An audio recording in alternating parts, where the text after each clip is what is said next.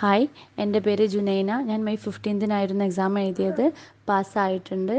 And thanks to ആൻഡോ and Jinu ma'am and മെഡ്വെഞ്ചറിലെ ഫ്രണ്ട്സൊക്കെ ഒരുപാട് ഹെൽപ്പ് ചെയ്തിട്ടുണ്ട്. Thank you all. നമുക്ക് മെയിനായിട്ട് നോൺ ഫാർമക്കോളജി പോർഷൻസിൽ നിന്ന് തന്നെയായിരുന്നു ക്വസ്റ്റ്യൻസൊക്കെ വന്നത്.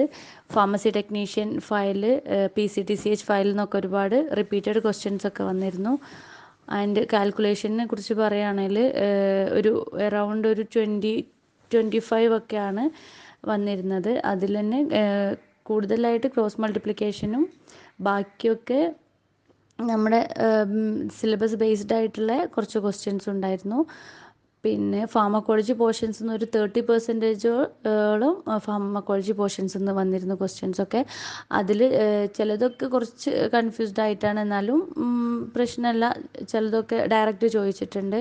റിപ്പീറ്റഡ് ക്വസ്റ്റ്യൻസ് ഒരുപാട് ഉണ്ടായിരുന്നു, അതുകൊണ്ടായിരിക്കും വലിയ കുഴപ്പം തോന്നിയിട്ടില്ലായിരുന്നു എക്സാം.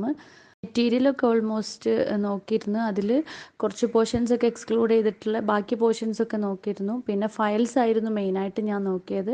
ഫയൽസിൽ നിന്നാണ് ഒരുപാട് ക്വസ്റ്റ്യൻസും വന്നിട്ടുള്ളത്. മെറ്റീരിയലിൽ നിന്ന് കമ്പാരിറ്റീവ്ലി മെറ്റീരിയലിൽ നിന്ന് കുറവായിരുന്നു ക്വസ്റ്റ്യൻസൊക്കെ.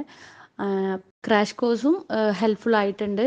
ലാസ്റ്റിലേക്കൊക്കെ ആയിട്ട് നമുക്കൊന്ന് പോർഷൻസൊക്കെ ഒന്ന് ബ്രഷനപ്പ് ചെയ്യാനും ബാക്കിയൊക്കെ ഒന്ന് റിമൈൻഡ് ചെയ്യാൻ വേണ്ടിയിട്ടൊക്കെ ഹെൽപ്പായിട്ടുണ്ട്. അതിൽ നിന്നും കുറച്ച് ക്വസ്റ്റ്യൻസൊക്കെ റിപ്പീറ്റഡ് ആയിട്ട് ചോദിച്ചിട്ടുണ്ട്. പിന്നെ കാൽക്കുലേഷന് ഒക്കെ ലാസ്റ്റിലേക്ക് ചെയ്യാൻ വേണ്ടിയിട്ട് വെച്ചാൽ നമുക്ക് ടൈം കുറച്ചുകൂടെ മാനേജ് ചെയ്യാൻ പറ്റും.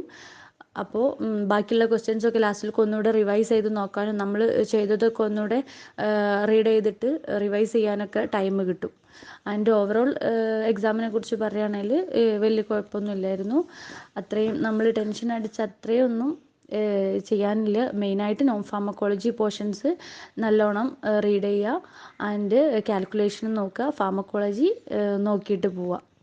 And wish you all the best to every one.